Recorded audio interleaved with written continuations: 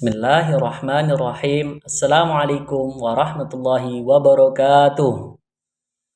Hai anak-anak semuanya, bagaimana kabar kalian hari ini? Semoga semuanya sehat walafiat. Amin amin ya robbal alamin.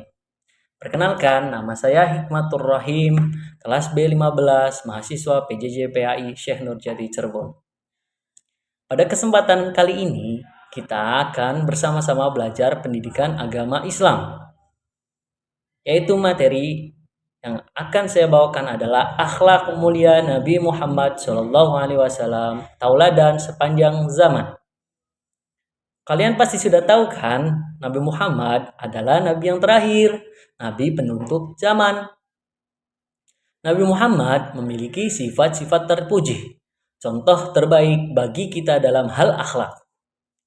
Dan Nabi Muhammad SAW diutus Allah Subhanahu wa taala untuk menyempurnakan akhlak manusia. Dalam sebuah hadis, Nabi bersabda, "Sesungguhnya aku diutus untuk menyempurnakan akhlak yang mulia." Hadis riwayat Ahmad. Dan yang kalian ketahui anak-anak, dari hadis tersebut kita dapat menyimpulkan bahwa sesungguhnya Nabi diutus Allah Subhanahu wa taala ke bumi untuk menyempurnakan akhlak bagi seluruh manusia, terutama umat Islam di seluruh dunia. Oleh karena itu, kita harus mengetahui sifat-sifat terpuji dan akhlak yang baik Nabi Muhammad. Apa saja sih sifat-sifat dan akhlak terpuji tersebut? Yuk kita pelajari. Sifat-sifat dan akhlak terpuji Nabi Muhammad SAW yang pertama yaitu Al-Amin. Al-Amin adalah orang yang terpercaya. Nabi Muhammad SAW bergelar Al-Amin yang berarti orang yang terpercaya.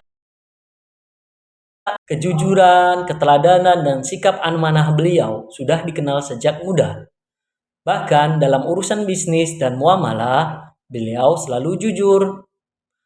Dalam sebuah hadis, Nabi bersabda, "Tinggalkanlah apa yang meragukanmu kepada apa yang tidak meragukanmu. Karena kejujuran adalah ketenangan dan kebohongan adalah kebimbangan." Hadis riwayat Tirmizi.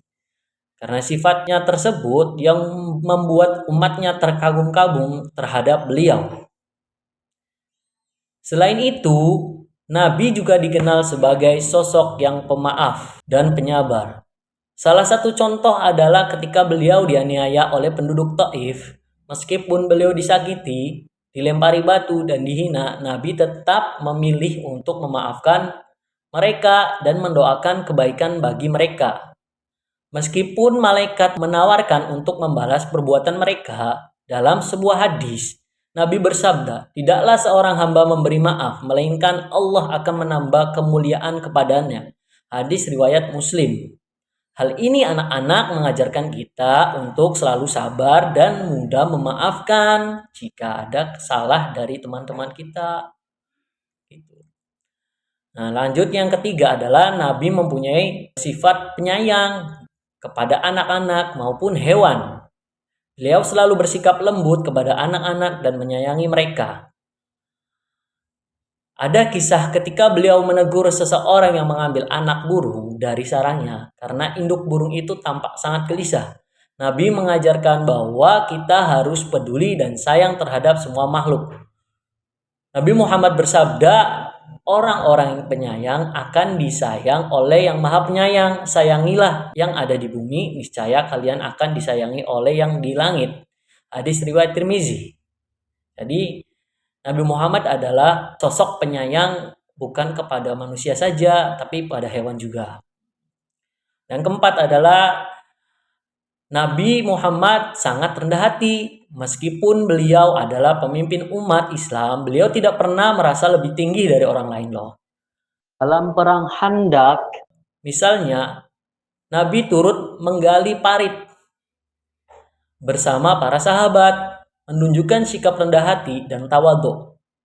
Beliau selalu berbaur dengan semua lapisan masyarakat loh, termasuk orang-orang miskin. Nabi mengajarkan bahwa orang-orang hebat seharusnya tidak bersikap sombong dan selalu menghargai orang lain. Jadi jangan merasa kita tinggi anak-anak ya. Dari kisah Nabi tersebut bahwasanya orang sombong itu eh, dilarang dan tidak diperbolehkan oleh Nabi Muhammad SAW. Ya anak-anak, jadi harus bersikap rendah hati walaupun kita punya ilmu setinggi-tinggi mungkin ya anak-anak. Lalu mempunyai sifat yang kelima, yaitu Nabi juga menjalani hidup dengan sangat sederhana. Beliau tidak suka hidup dalam kemewahan, meskipun beliau mampu, tapi tidur beliau hanya di atas tikar. Dan makanan yang beliau miliki seringkali dibagikan kepada yang lebih membutuhkan. Nah, ada hadis riwayat Nabi bersabda, "Hiduplah kamu di dunia seakan kamu adalah orang asing atau seorang musafir." Yang artinya kita sebaiknya tidak berlebihan dalam menikmati dunia ini. Oh, begitu anak-anak. Jadi jangan terlalu bermewah-mewahan, hidup secukupnya. Dalam artian cukup ya. Cukup itu tidak terlalu berlebih-lebihan walaupun kita mempunyai harta banyak, tapi kita masih hidup sederhana, dan yang pertama itu adalah suka sedekah ya anak-anak.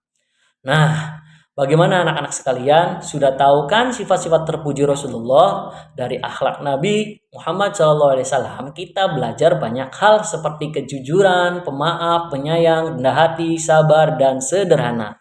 Semua ini adalah akhlak mulia yang harus kita teladani sebagai umat Islam ya anak-anak.